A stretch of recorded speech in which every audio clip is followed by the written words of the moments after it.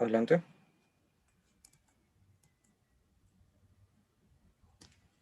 Su micrófono, doctor López Leiva, está apagado. ¿Qué tal? Muy buenos días a todas y a todos. Me da gusto estar en esta que es la última sesión del ciclo de conferencias, los efectos de una pandemia, la última y la 13ª sesión que hemos tenido desde agosto de este año hasta el día de hoy, 25 de noviembre, y cuyo propósito ha sido reflexionar, pensar, analizar, aportar elementos sobre los distintos efectos que ha tenido este terrible problema a nivel mundial, a nivel regional, a nivel nacional, en los distintos ámbitos en los que se puede evaluar. Particularmente, como Instituto de Investigaciones Sociales, nos ha interesado evaluar efectos sociales, efectos culturales, efectos económicos, ahí en donde nuestros y nuestras investigadores han podido decir algo en relación con esto desde sus líneas de investigación y desde el trabajo académico que desarrollan en nuestra entidad académica. En esta última sesión de cierre tengo la oportunidad de moderar esta conferencia de una colega apreciada, reconocida en el ámbito, entre otros, del estudio de la educación superior, la doctora Lorenza Villalever, a quien le agradezco mucho que haya aceptado estar aquí y desde luego cerrar con broche de oro esta serie de conferencias sobre los efectos de una pandemia. Muchas gracias a la doctora Lorenza Villalever. Ahora tendrá oportunidad de platicarnos lo que ha estado pensando sobre los efectos de una pandemia. Ella nos va a hablar sobre la educación superior en tiempos de la COVID-19. Antes de eso, me gustaría decir unas palabras sobre su trayectoria, que ya es amplia, es consolidada en el ámbito de las ciencias sociales y en el Instituto de Investigaciones Sociales. Ella tiene un doctorado en sociología en la Escuela de Altos Estudios en Ciencias Sociales en París, Francia. Es investigadora nacional 2, investigadora titular C definitiva de tiempo completo en nuestro instituto y desde luego profesor en el posgrado en Ciencias Políticas Sociales de nuestra universidad, donde dirige tesis de maestría y doctorado. Ha sido investigadora en varias instituciones, investigadora invitada como en el USLA de Estados Unidos, el IEAL de París, Francia, y en la Universidad Libre de Berlín en Alemania. A través del tiempo ha trabajado varias líneas de investigación, entre las que se pueden mencionar aspiraciones y temporalidades de los universitarios, desigualdades en la educación superior, políticas educativas de educación superior, media, superior y de educación tecnológica, libros de texto gratuitos y académicos de la educación superior, solo para mencionar dos de sus últimos proyectos de investigación que han derivado en algunas publicaciones. Los mencionaré brevemente: Oportunidades y desigualdad social en la educación superior, 2013 a 2017, que ha tenido 2 libros publicados y diversos capítulos y artículos, y Las aspiraciones de futuro de los estudiantes de educación superior, desde una perspectiva de desigualdades multidimensionales. Como ustedes podrán apreciar con mucha claridad, la doctora Villalever es una reconocida estudiosa de, entre otros temas, el de educación superior, y es realmente un privilegio y un gusto que nos acompañe en esta sesión de cierre del ciclo de los efectos de una pandemia. Antes de cederle la palabra y nuevamente agradecerle su presencia en esta sesión, me gustaría decirles que tenemos un correo electrónico al cual nos pueden mandar sus preguntas al final de la presentación de la doctora Villalever. Podremos planteárselas. El correo al cual pueden ustedes escribirnos como pregunta, para preguntar, es COVID-19, COVID en minúscula todas y 19 número, covid19@sociales.unam.mx. Repito, covid19@sociales.unam.mx. Con gusto, las preguntas que ustedes hagan se las transmitiremos al final de la conferencia a la doctora Villalever. Sin más preámbulo, ya que el que acabo de dar, Le cedo la palabra a la doctora Lorenza Villalegre. Adelante, Lorenza, por favor. Muchísimas gracias, Miguel Armando. Pues me da mucho gusto estar aquí hoy. Espero que lo que les voy a decir no vaya a ser un poco pesimista, pero bueno, los tiempos que nos están tocando vivir, desgraciadamente, no están como para aplaudir el contexto. Yo me voy a referir a la educación superior en tiempos de COVID. ¿Qué es lo que ha sucedido en este nivel educativo durante lo que va de este año a partir de marzo?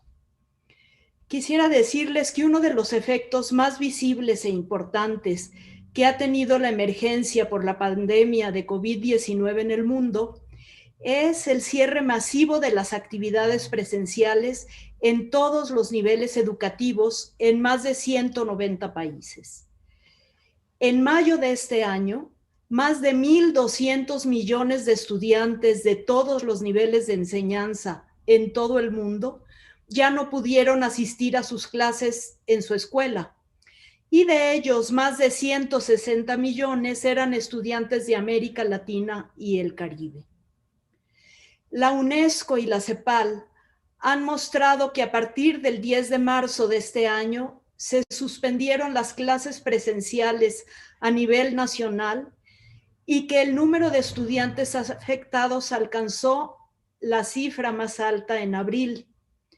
Sin embargo, en agosto de este año, las instituciones de educación superior continuaban cerradas en 25 países y cerca de 160 millones de estudiantes iniciarían un nuevo semestre sin clases presenciales. En el caso específico de la educación superior en América Latina y el Caribe, según datos de la UNESCO y del IESALC, 23.4 millones de estudiantes de todos los niveles de educación superior y 1.4 millones de docentes ya habían sufrido las consecuencias del cierre temporal de las instituciones de educación superior antes de que terminara marzo, bajo el principio de cuidar la salud pública. Ante el riesgo que suponía el coronavirus en esta región, se tomaron de inmediato las medidas de confinamiento que afectó a 98% de quienes estudiaban y trabajaban en alguna institución de educación superior.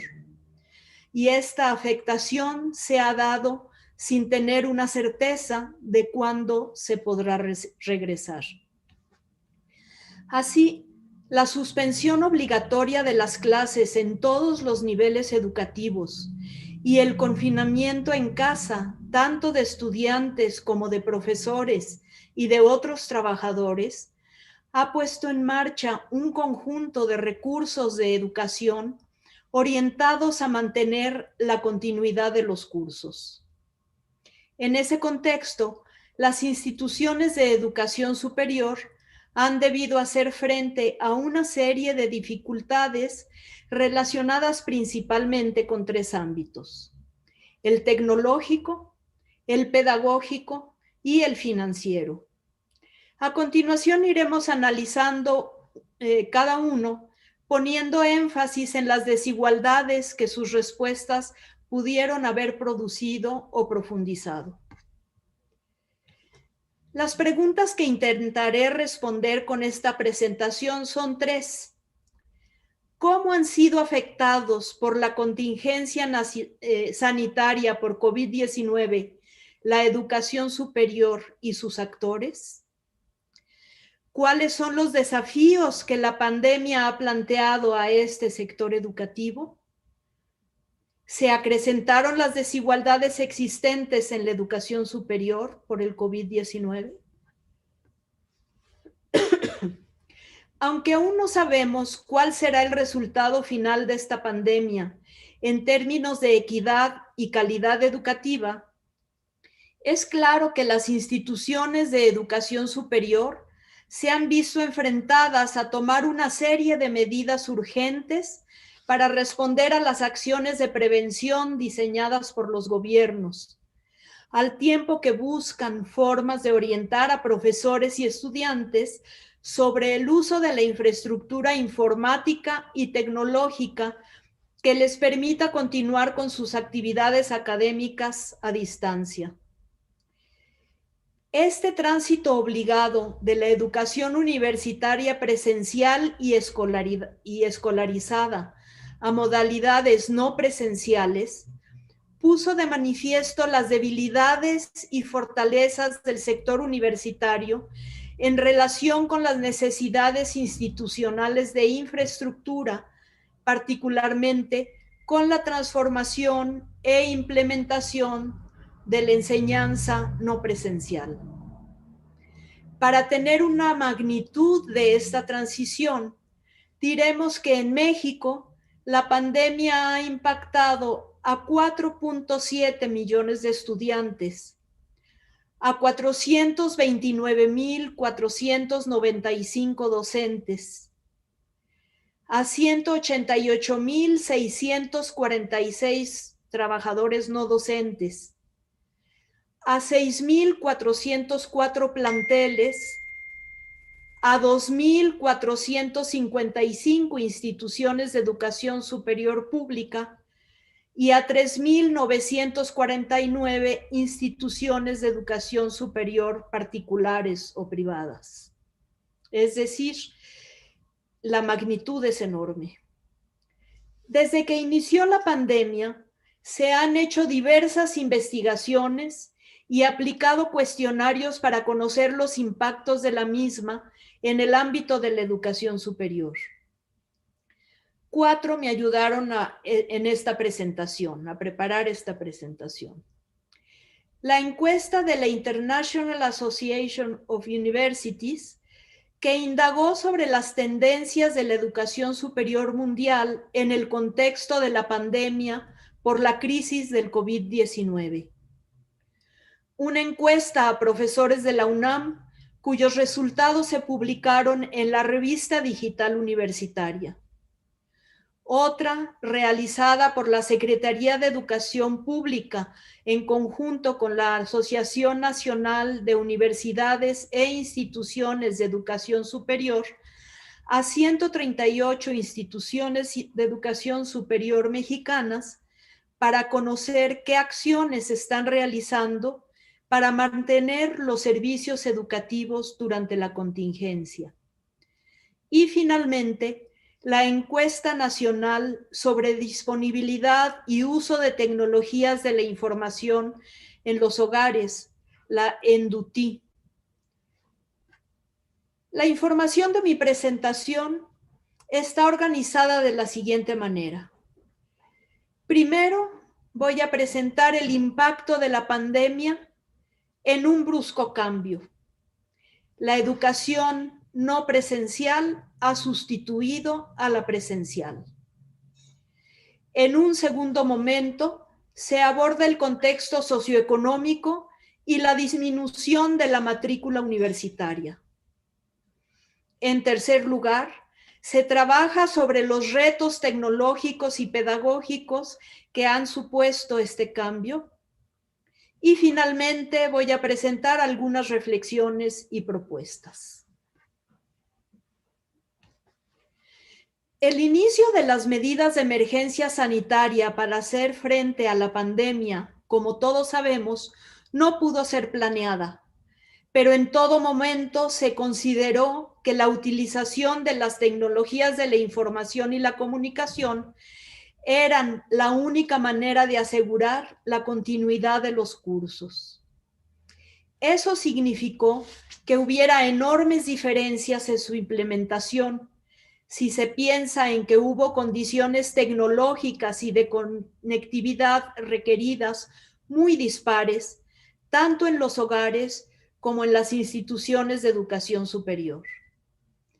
Las asimetrías entre el tipo de desarrollo académico y de infraestructura de las universidades eran muy dispares.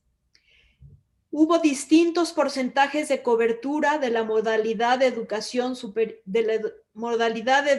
a distancia en las instituciones de educación superior, acompañada frecuentemente de la percepción de que se trata de una opción que no necesariamente se busca por su calidad.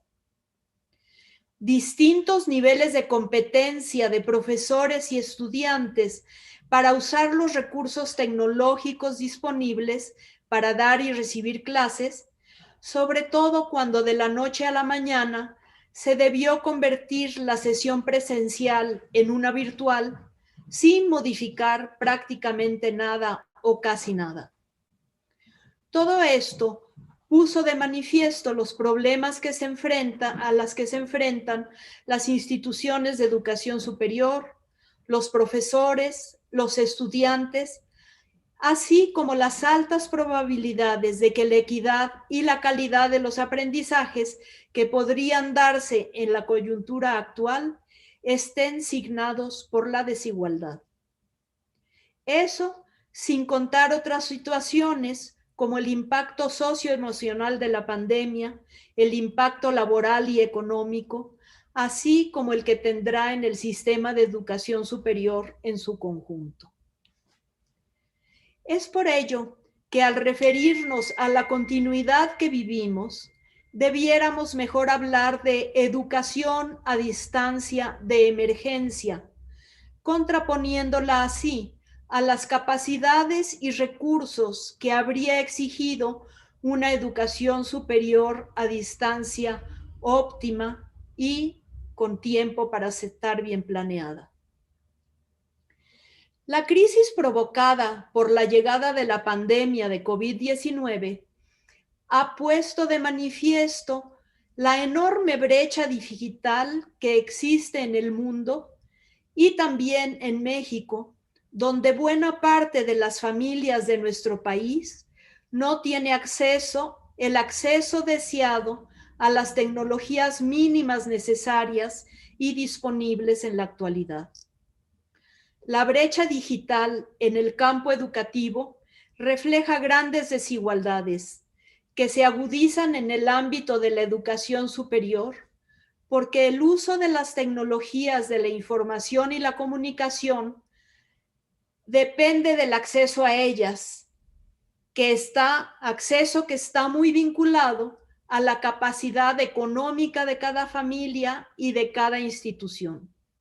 Es decir, las posibilidades de formación universitaria ahora están sujetas a la capacidad de conectividad institucional, familiar y personal. Por poner un ejemplo, 71% de los mexicanos tienen acceso a Internet. Sin embargo, así como hay zonas de acceso casi total, como la Ciudad de México, hay otras como Chiapas, donde apenas se supera el 20% de penetración de estas nuevas tecnologías. Con este tipo de diferencias, es difícil trabajar en un sistema educativo en línea que sea igualitario. Otros datos que dan cuenta de las desigualdades tecnológicas, según la ENDUTI de 2019, son: en México, del total de hogares del país, 92.5% cuenta con al menos un televisor y 96% de ellos reciben la señal a partir de un televisor digital o de señal de televisión de paga con decodificador. Por eso es que se decidió que la educación básica se transmitiera por este medio principalmente, por su gran alcance. También hay 80.6 millones de usuarios de Internet, que representan el 70% de la población de 6 años o más. Y también hay 85.6 millones de usuarios de teléfonos celulares. Pero de ellos, solo 44% de los hogares mexicanos tiene una computadora y 56.4 disponen de Internet, ya sea mediante una conexión fija o móvil, que cuentan con acceso de manera continua. Es decir, sí tenemos muchos usuarios de Internet, pero la mayoría en teléfono celular, no en una computadora o en una tablet. Los usuarios de Internet en la zona urbana alcanzan el 76.6%, mientras que en las zonas rurales desciende al 47.7%, 30 puntos porcentuales de diferencia. Los tres principales medios para la conexión de usuarios a Internet en 2019 fueron, en primer lugar, el celular inteligente, el smartphone, con 95.3% de usuarios. La computadora portátil con 33.2% y la computadora de escritorio con 28.9% de usuarios. Las principales actividades de los usuarios de Internet en 2019 correspondieron a entretenimiento, más de, el 91.5%. También fue usada para obtención de información, el 90%. Y para comunicación, también el 90%. Para acceder a las redes sociales, el 88%. Para apoyar a la educación y la capacitación, el 84%. Pero para lectura de periódicos, revistas y libros, solo el 47.3% fue parte de estas actividades. Finalmente, por grupos de edad de la población, el que concentra mayor proporción de usuarios de Internet es el grupo de 18 a 24 años, que corresponde a la edad estipulada para estudiar el pregrado, la licenciatura, con una participación del 91.2%. Ese es el contexto tecnológico en el que nos encontró la pandemia. La necesidad de una respuesta urgente y temporal a las condiciones que nos impuso se está convirtiendo, a 9 meses de haber iniciado, en una necesidad cuasi permanente de utilizar la educación a distancia como una modalidad educativa prácticamente obligatoria. Cabe señalar que si bien la educación superior a distancia ha sido reforzada de unos años para acá, está concentrada en pocas universidades y sobre todo en el nivel de posgrado, donde en América Latina ha crecido 73%, mientras la presencial en ese nivel solo ha crecido 27%, pero es muy dispar entre los países. En México, en 2017, se atendía a 14% de los estudiantes de educación superior.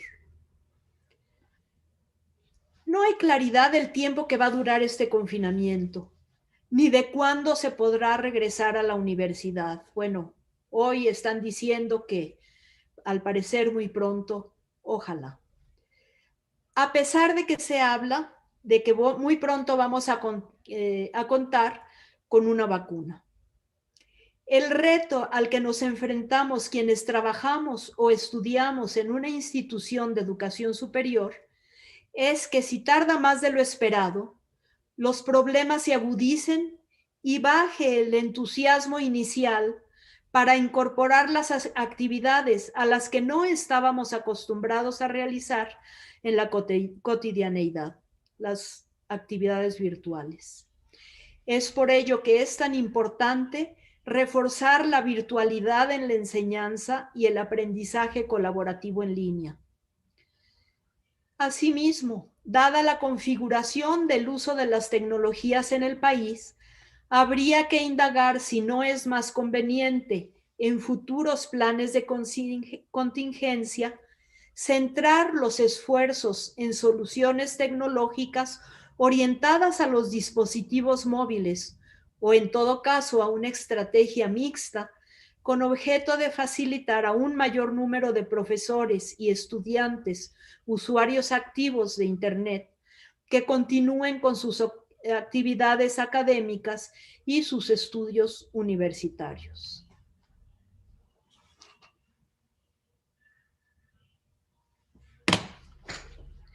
La investigación internacional da cuenta de que en muchas universidades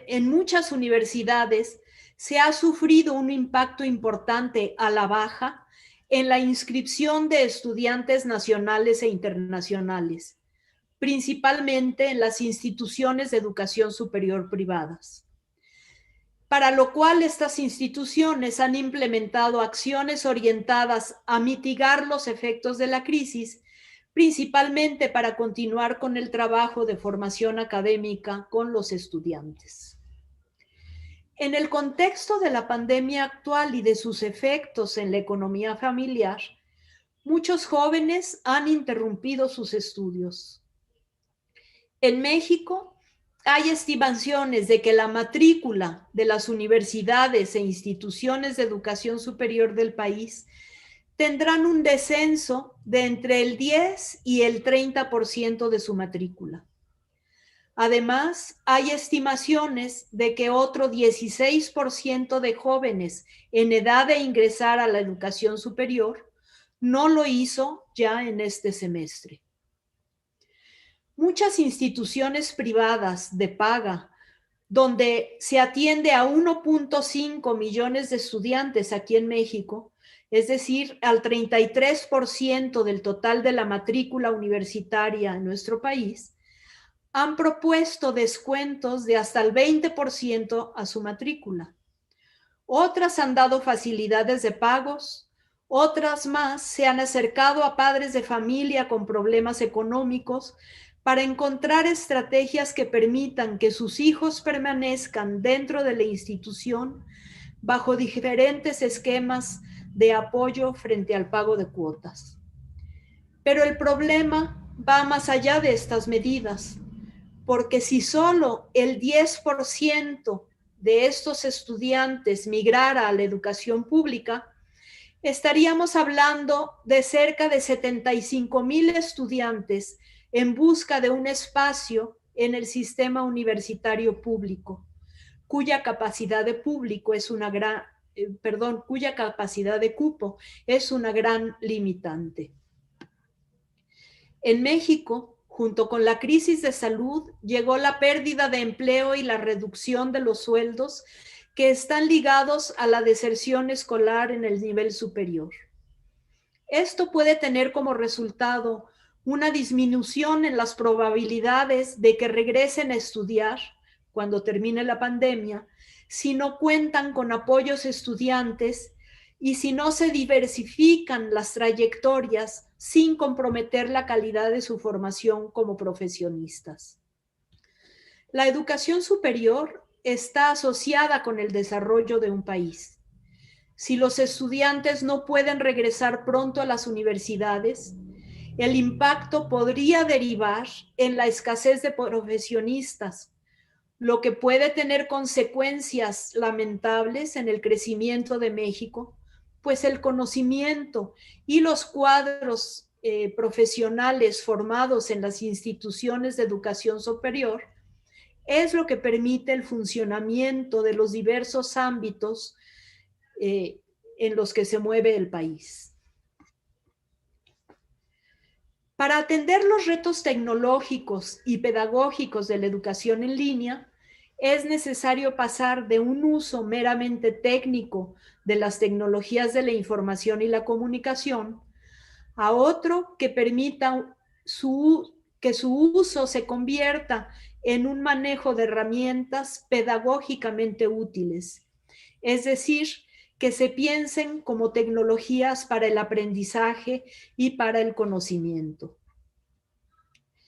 Es cierto que con el inicio de las medidas de emergencia sanitaria para hacer frente a la pandemia, las instituciones de educación superior, sobre todo aquellas consolidadas, que son las que tienen mayores posibilidades académicas por el tipo de profesores, porque hacen investigación, porque tienen difusión, porque escriben y tienen publicaciones, etcétera.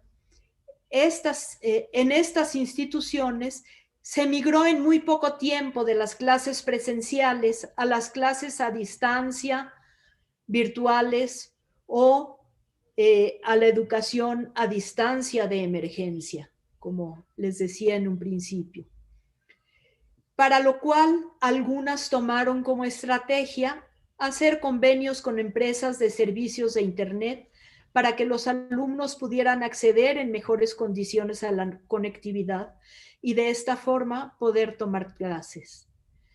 También implementaron cursos de capacitación para los docentes, tanto en lo pedagógico como en el uso más eficiente de las tecnologías, y mejoraron sus plataformas tecnológicas. No obstante, esta transición se dio en un contexto desventajoso de competencias para la educación a distancia de emergencia, tanto entre profesores como entre estudiantes.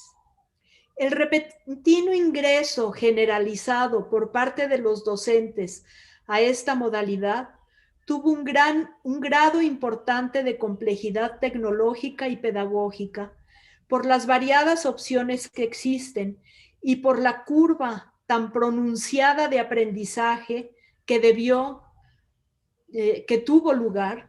tener lugar, con objeto de rediseñar los cursos, que en muchos casos se tradujo en una adaptación sin la capacitación necesaria y con limitaciones en la conectividad.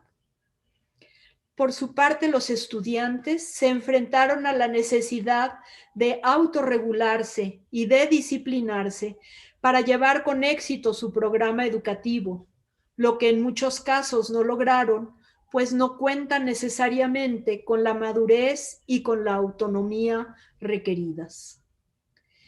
En este contexto, es indispensable pensar cómo reparar las ausencias en el aprendizaje de los estudiantes, particularmente de los más vulnerables. Hay 3 acciones importantes para responder a los contextos transformados por el COVID. 1. Asegurar los aprendizajes y competencias más relevantes y pertinentes.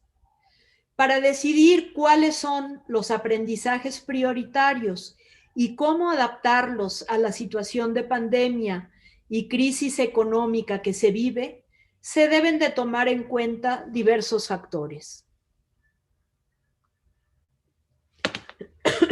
Hay que priorizar los contenidos, es decir, concentrarse en un conjunto reducido de aprendizajes esenciales en las diferentes disciplinas. Integrarlos en núcleos temáticos interdisciplinarios, en donde los conocimientos se vean o se analicen desde distintas perspectivas teóricas. Valorar la autonomía del docente y desarrollar las competencias entre ellos. Y construir aprendizajes más flexibles y combinar aprendizajes sincrónicos y asincrónicos. 2.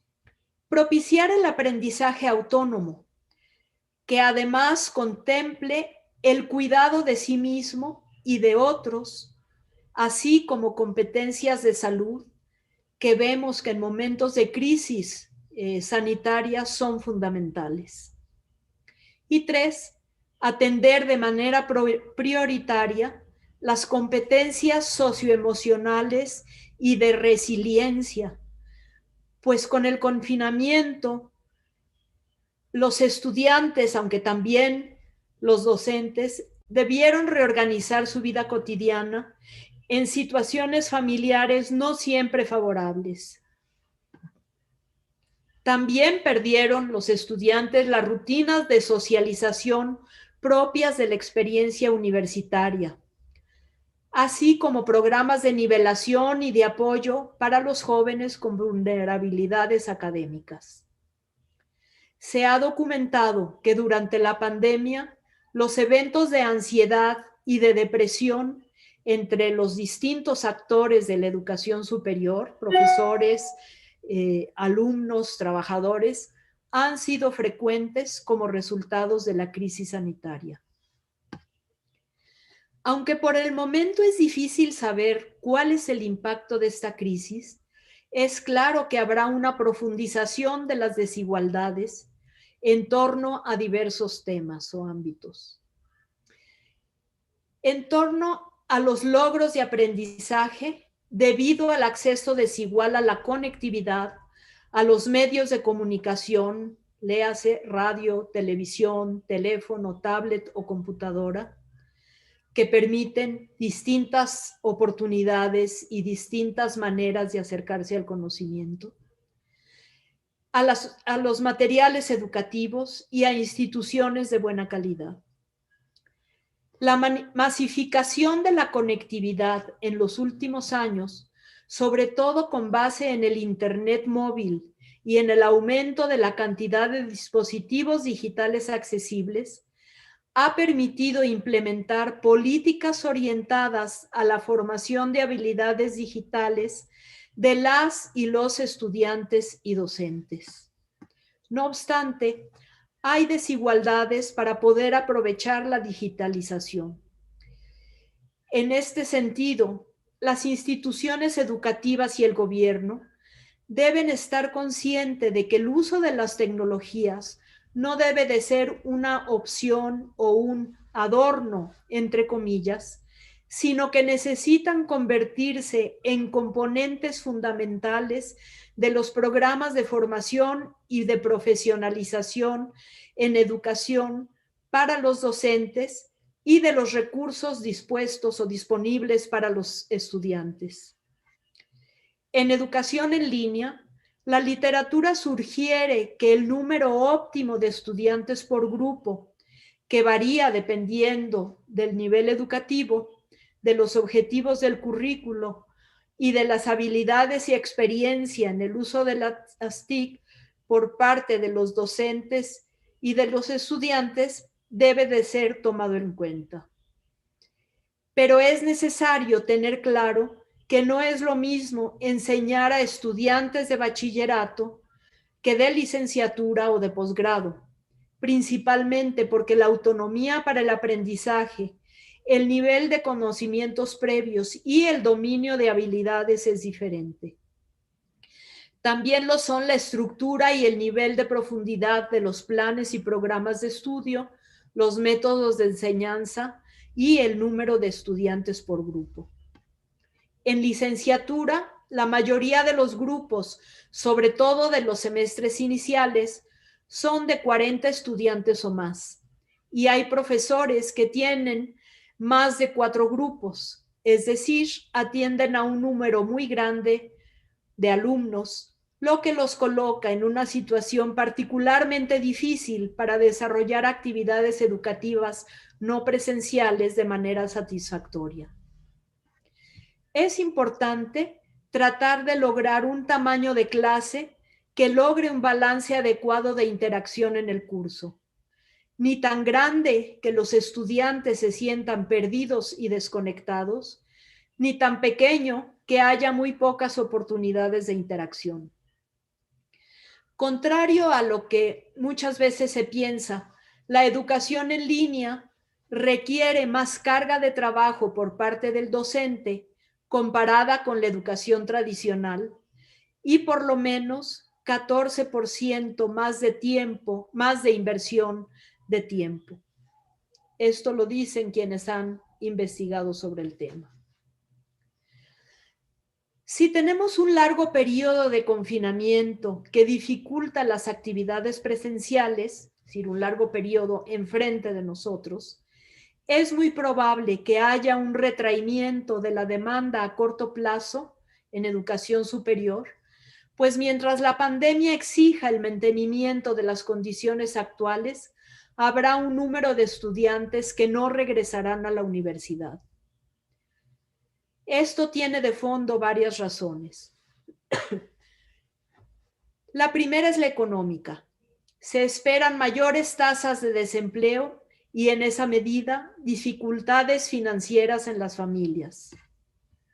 En segundo lugar, entre las poblaciones más vulnerables disminuirán las tasas de retención, principalmente entre poblaciones en riesgo, como mujeres, estudiantes de bajos ingresos, grupos étnicos o minoritarios, grupos provenientes de zonas rurales y aquellos que tienen problemas de aprendizaje y discapacidades físicas. En tercer lugar, es posible que se dé una situación de desafección hacia las instituciones de educación superior. Es decir, los estudiantes que no hayan tenido un seguimiento individualizado, es probable que se desenganchen del ritmo académico y aumente el riesgo de que abandonen la universidad. Este seguimiento es indispensable, particularmente en el caso de los estudiantes en riesgo o más vulnerables, para quienes esto puede hacer la diferencia entre continuar o desertar.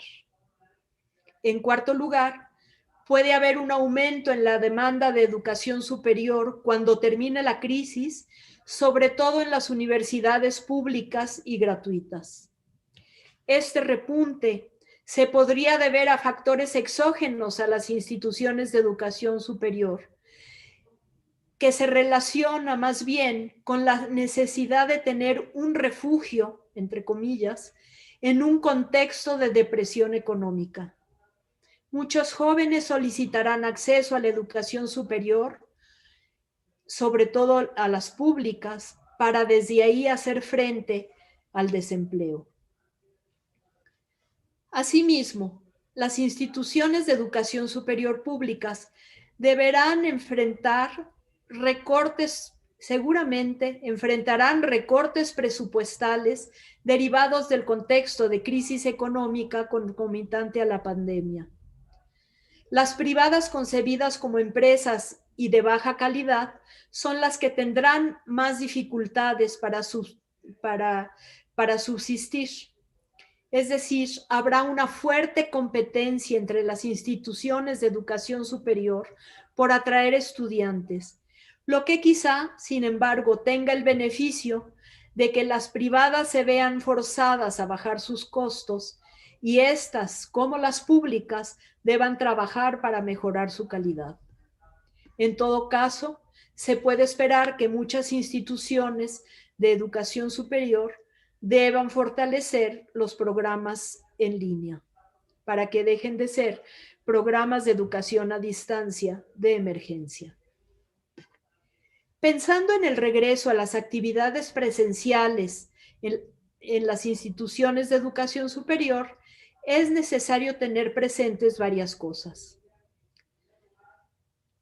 Primero, que la educación superior es un bien público y que, por tanto, se espera que las respuestas institucionales apoyadas por programas gubernamentales garanticen las actividades de formación de profesionistas a todas las personas en un marco de igualdad de oportunidades y de no discriminación.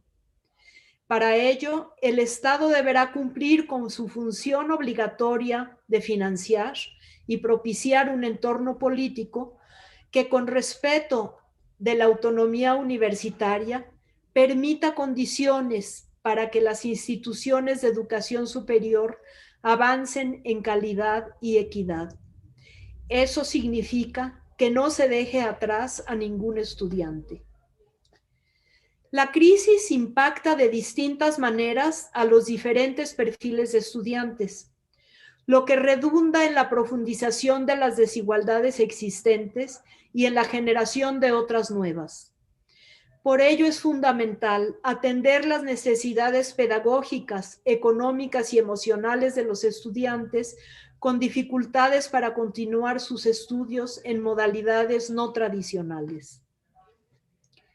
Es claro que la reapertura no nos llevará a la normalidad que como docentes e investigadores o alumnos conocimos antes de la pandemia. Se tendrá que hacer con medidas sanitarias estrictas que exigirán grupos de estudiantes reducidos, modelo híbrido que conjugue clases presenciales y en línea, tanto sincrónicas como asincrónicas, teniendo en mente que la tecnología es un medio y no es el fin deseado. Y para ello hay dos estrategias importantes para tomar la tecnología como un medio y no como un fin. La primera es recuperar, es decir, diseñar medidas pedagógicas para realizar evaluaciones más abiertas y formativas, acompañadas de mecanismos de apoyo al aprendizaje, donde la tecnología puede tener un papel importante en las actividades de nivelación, a través de tutorías individuales, de grupos de nivelación en materias difíciles, de cursos intersemestrales con carácter compensatorio para el aprendizaje. La segunda es reestructurar, y en esta hay tres estrategias. La primera es rediseñar, lo que supone cambios pedagógicos orientados a la atención de los efectos negativos de la educación a distancia de emergencia. Hay que tener presente que la educación en línea es mucho más que virtualizar la educación presencial. Habría que capitalizar la experiencia que hemos tenido en esta pandemia para aprovechar más las clases presenciales, pero también para incorporar el uso de las tecnologías de la información y la comunicación en el proceso de enseñanza-aprendizaje, en la medida de las capacidades de cada institución. Hay que reflexionar sobre la renovación del modelo de enseñanza-aprendizaje y sobre la innovación pedagógica. Hay que aprender de los errores. Pensando en el futuro, hay que generar estrategias con base no en una sola tecnología, sino que se combinen varias, siempre cuidando que no se perjudique a quienes tienen condiciones de desventaja, es decir, sin renunciar a la equidad y la inclusión. Finalmente, para terminar, habría que decir que en cada crisis siempre hay una oportunidad. Habrá que aprovechar esta difícil experiencia para favorecer una educación superior de calidad y con equidad. Muchas gracias. Muchas gracias a la doctora Lorenza Villalever por este panorama amplio que nos ha dado sobre las afectaciones que ha tenido la pandemia, particularmente en el nivel de la educación superior, en las instituciones de educación superior, que nos corresponde reflexionar, desde luego como Instituto de Investigaciones Sociales, dado que estamos en una universidad pública y es un tema, desde luego, sensible al que nos enfrentamos en lo particular como docentes, como investigadores, y creo que nos ayuda a tratar de ver en qué situación nos encontramos, pero también qué es lo que podemos hacer, que creo que finalmente es parte de la reflexión, de lo que nos ha expuesto la doctora Villalever.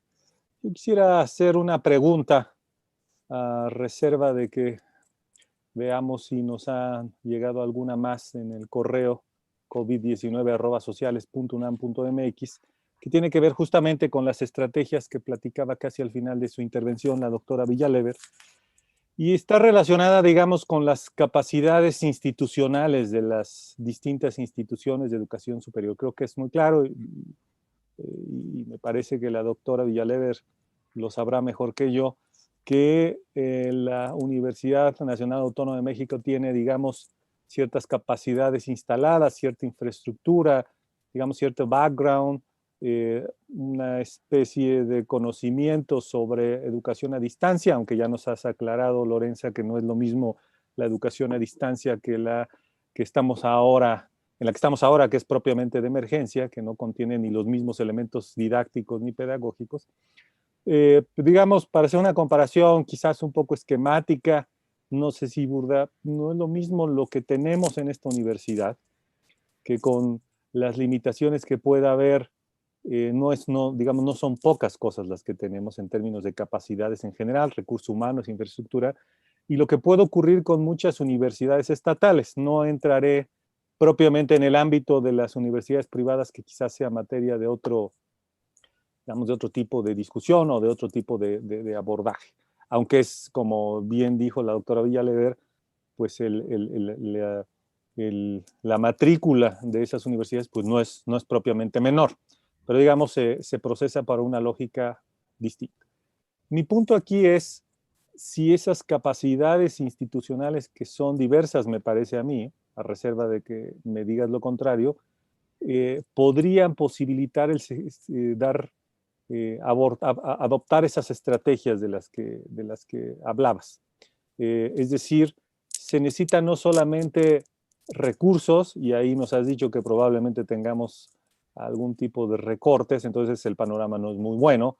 Se necesita también mantener cierta matrícula, lo cual ya estamos viendo que está siendo afectada desde ya, aún sin llegar al futuro próximo, que al menos en esta universidad estamos hablando que va a ser en febrero, cuando inicie el siguiente semestre dentro de este ciclo escolar. Y se necesita algo que quizás no sea cuantificable, pero es de la mayor relevancia, que es creatividad, quizás, ¿no? Es decir, imaginarse formas para diseñar, como decías, nuevos procedimientos, nuevos mecanismos, nuevas estrategias didácticas. Entonces, para resumir y no divagar, las distintas capacidades institucionales que tienen las instituciones de educación superior posibilitarán asumir estas estrategias que nos has planteado, o estaríamos esperando en el futuro inmediato, porque esto es un asunto de ya, digamos, del siguiente año, o estaríamos esperando respuestas diferentes que nos van a dar como resultado pues, distintas situaciones, por ejemplo, deserción escolar, ¿no? Que en eso hay ciertos datos que se han publicado sobre lo que puede pasar en la universidad. Entonces, esa sería, digamos, mi duda, mi consulta a la doctora Villalegre. Adelante, por favor. Sí, muchas gracias, doctor López Leiva, por la pregunta que, bueno, nos pone en el centro de esta discusión. Es decir, por un lado, necesitamos, es decir, cada institución necesitaría atender al tipo o a la capacidad para disponer de ciertas tecnologías. Para ello, no solo se necesitan recursos económicos, que claro, pues son fundamentales, pero una vez pudiéndose allegar de ciertas plataformas y tecnologías de la información, yo pienso que hay un elemento que es fundamental, que es por parte de los docentes, los investigadores y los estudiantes, pero bueno, en particular por parte de los profesores, una disposición a estar abierto a lo nuevo. En la Universidad Nacional Autónoma de México, pues sí, hay una capacidad instalada importante. Sin embargo, hay muchas generaciones de profesores. Y querámoslo o no, el contacto con estas nuevas tecnologías también tiene que ver con la generación, con la edad. Los más jóvenes son mucho más proclives y tienen mucho más facilidad para utilizar este tipo de herramientas de la tecnología que aquellos que no se formaron con ella, aquellos que han tenido que irla aprendiendo con más o menos dificultades, ya en una etapa en que están hechos como docentes, en que tienen una manera y una metodología muy hecha para dar sus clases. yo creo que este tipo de crisis como la que hemos vivido viene a romper justamente con esos moldes que ya tenemos muy hechos y que es fundamental romperlos, porque si no, no vamos a poder lograr tener un sistema híbrido, tener un sistema mixto.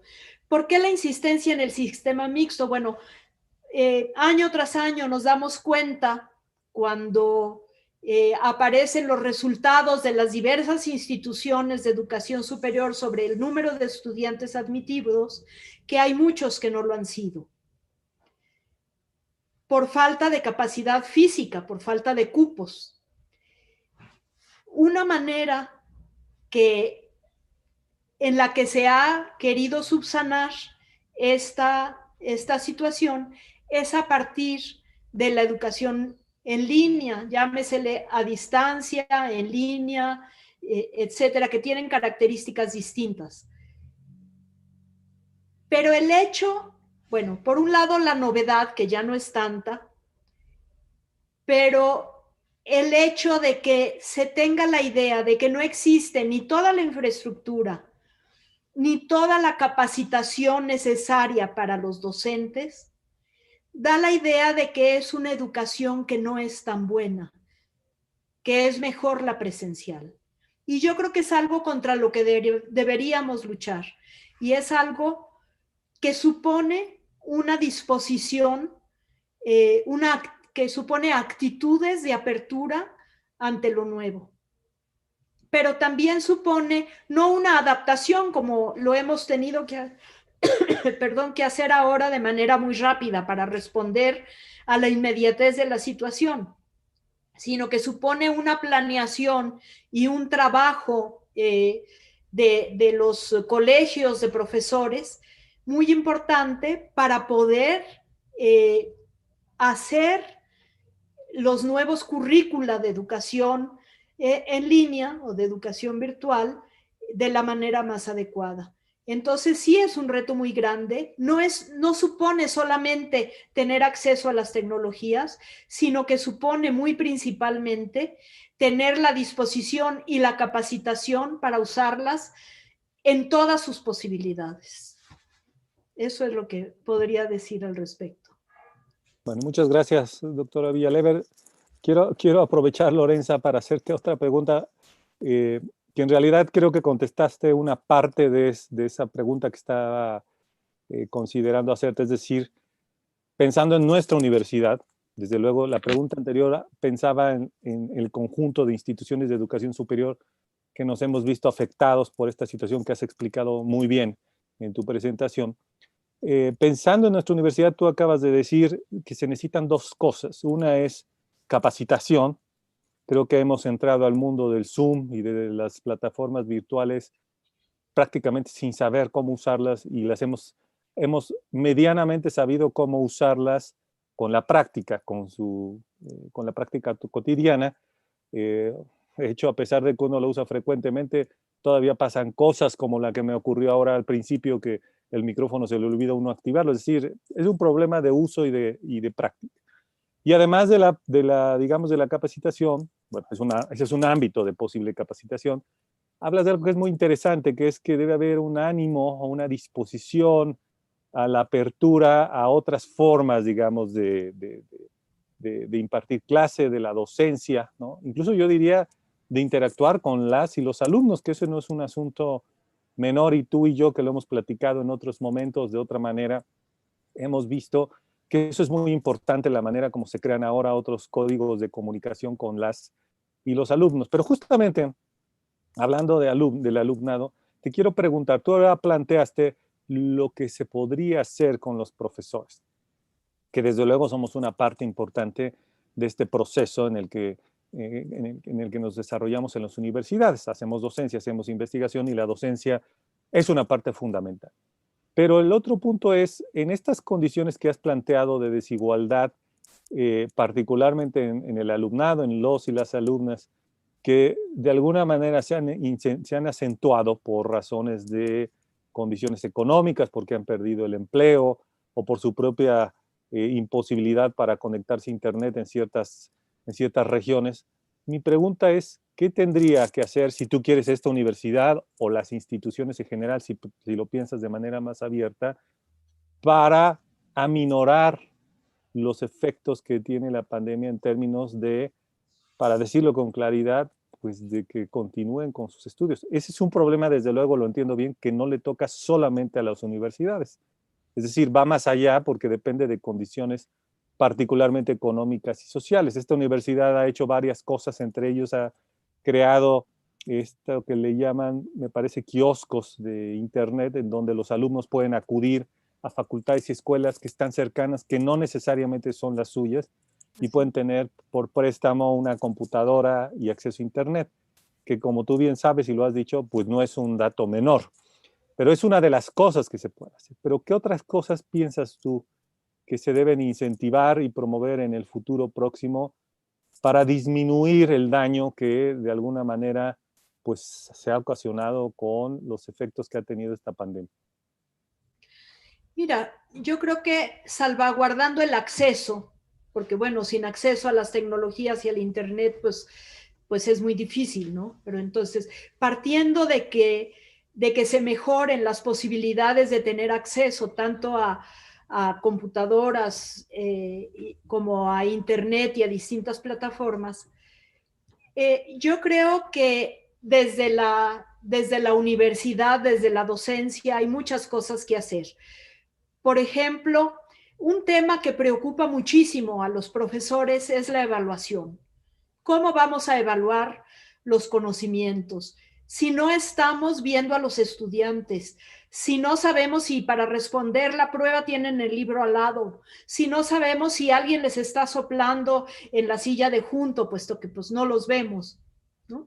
Yo creo que es un problema muy real, es un problema, pero es un problema que claramente nos indica que deberíamos de evolucionar o de modificar nuestra percepción del mismo. Es decir, yo decía hace rato, bueno, para evaluar hay que ser más abiertos, hay que admitir distintos perfiles de estudiantes, ¿no? y hay que hacer una evaluación formativa y también con acciones compensatorias. Es decir, hay que dar tutorías individuales, hay que hacer pequeños grupos de regularización de los cursos. Con la distancia, con la tecnología, es relativamente factible que si un estudiante queda por ahí, pues fuera de la mirada del profesor, digamos, se empiece a alejar más. Haya una sensación de desafección hacia el curso, hacia la clase, por parte del estudiante.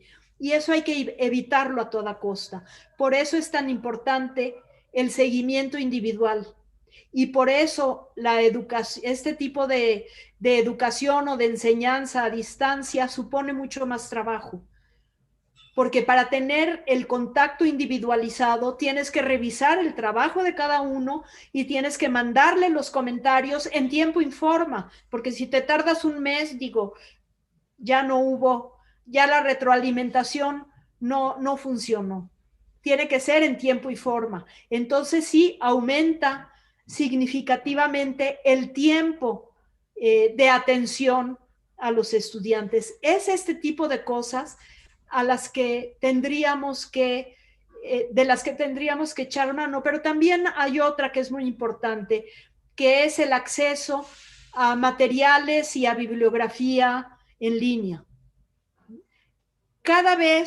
Realmente cada vez hay más abundancia de este tipo de materiales. Sin embargo, yo creo que habría que hacerlos gratuitos. Porque muchas veces, uno mismo como investigador te das cuenta que existe tal documento, tal libro, tal investigación que ya fue publicada y la buscas y pues es carísima. Entonces tienes que esperar a que sea solicitada por una biblioteca, que la biblioteca la reciba, para luego tú poder tener acceso a ella, ¿no? Porque bueno, a lo mejor puedes comprar una, pero es muy difícil estar comprando continuamente, ¿no? Es muy caro, realmente es muy caro. No hace mucho yo quise comprar un libro que estaba en Argentina.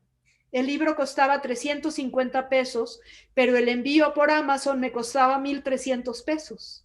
O sea, ¿no? Es imposible, digo, no vale la pena, ¿no?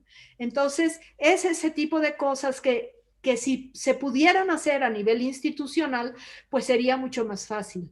Y creo que de hecho la UNAM lo ha hecho muy bien, ¿no? Tenemos una enorme cantidad de revistas a las que estamos suscritos, pero también una enorme cantidad de libros que ya han sido digitalizados, y muchos de los nuevos libros que están publicándose salen en edición impresa, pero también salen como ebooks. Y yo creo que eso, bueno, es realmente, es el tipo de acciones que necesitamos hacer para lograr realmente llegar a tener una educación en línea pues interesante y de buena calidad, ¿no? Con los medios necesarios para alimentarla. Bueno, muy bien. Pues doctora Lorenza Villalever, Lorenza, te agradezco muchísimo que hayas estado en esta última sesión de este ciclo, los efectos de una pandemia, en que nos hayas dado un exhaustivo análisis con datos, con información y con reflexiones sobre la situación en la que nos enfrentamos. Y digo nos enfrentamos porque, como decía hace un momento, pues nosotros formamos parte de una institución de educación superior, y es importante para, no solamente para estar enterados, para tener elementos y conocimientos, sino pues para saber qué podemos hacer en el futuro próximo. Nos toca no solamente como autoridades en mi caso, sino propiamente como investigadores, que también lo soy, pues ser parte de esta nueva manera de tratar de abordar las cosas, de esta apertura que me parece muy importante que has señalado, apertura hacia los alumnos, las alumnas, y apertura hacia nuevas formas de aprender y de enseñar, que creo que es una de las cosas positivas dentro del contexto del que hablabas, que es negativo, pero es una de las cosas positivas que creo que nos puede dejar la pandemia, siempre y cuando pues estén bien encausadas. Y creo yo, como tú lo has dicho, la universidad ha actuado bastante bien en ese sentido. Desde luego siempre hay retos y desafíos que se pueden afrontar, pero creo que podemos decir que vamos en un camino adecuado. Muchas gracias, Lorenza, doctora Villalever. Les agradecemos a todas y a todos quienes nos han seguido, no solamente el día de hoy, sino en las 12 sesiones previas que tuvimos sobre los efectos de una pandemia, y seguramente nos estaremos viendo y escuchando en un futuro muy cercano. Muchas gracias y muy buenos días. Muchas gracias.